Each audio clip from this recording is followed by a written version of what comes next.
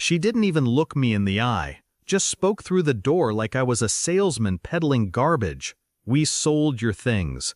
The kids have a new father now. Get lost." I stood there in my uniform, boots still dusted with Afghan sand, chest tight with the kind of silence that crushes breath. I hadn't even dropped my duffel. Is this a joke? I already knew it wasn't, not with how quickly her voice shifted, flat, uninterested. Like I was a ghost, like I had died overseas and this was just a courtesy haunting. I said 2 words, not loud, not angry. "As you wish." She didn't ask what I meant, she didn't care, but my lawyer would. And by morning, so would her new man. Because when I lose everything, I don't panic, I recalculate. 3 tours, 5 years gone. And this was my welcome home. My hands didn't shake, my voice didn't rise. I just stood outside what used to be mine and listened to her walk away from the door like I was nothing more than a memory she'd filed away under mistakes. Her voice was unfamiliar, cold, efficient, practiced. The same voice I heard in her last few emails, terse, detached, always ending with, "Take care." I should have noticed, but I was too busy staying alive to notice the way she stopped saying, "I love you." Too busy being proud of her for holding things together. Turns out, she wasn't holding it together, she was replacing it. The locks, the kids, the life, and him. The executive from the tech firm I'd once invested in, back when I still had a name. His LinkedIn had updated while I was gone. Promotions, conferences, a lot of photos. In 2 of them, she was there. Background, smiling, hand on his arm. I didn't cry. I counted. How many months? How many lies? How many nights had my kids slept thinking someone else was their father? I didn't shout, didn't bang on the door. I walked away. To her, it probably looked like surrender, but I was only circling.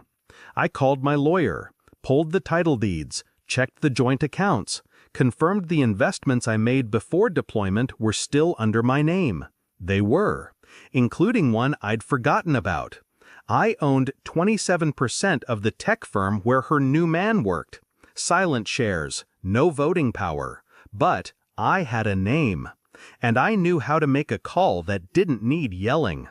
I watched them through shadows, her picking the kids up from school, him driving my car, kissing her in plain daylight.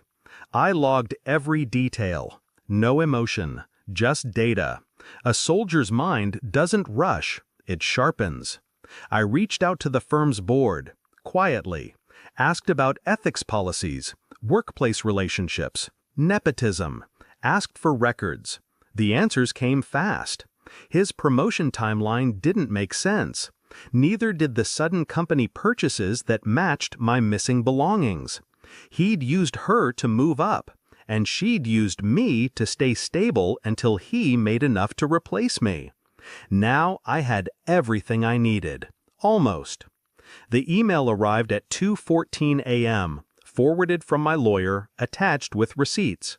Her name, his name, shared credit cards, a rental under both their names, transactions using accounts that hadn't legally belonged to her. Fraud, plain and simple. It was enough.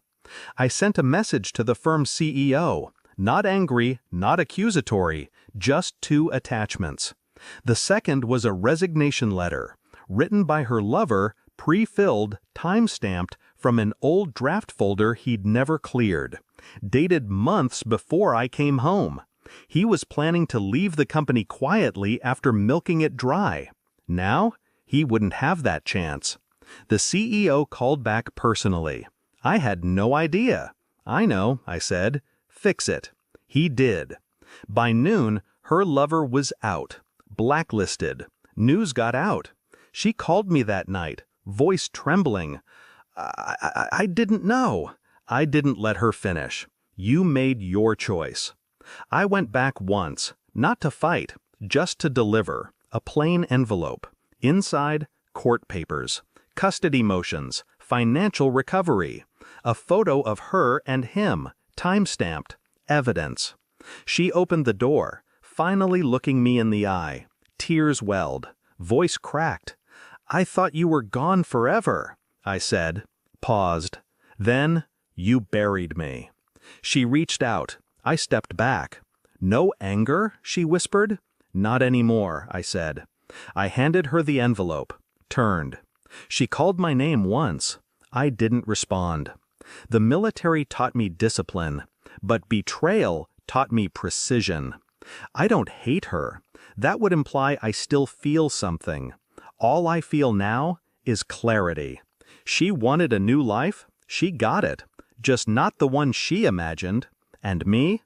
I learned the most valuable lesson of war. Never announce your return.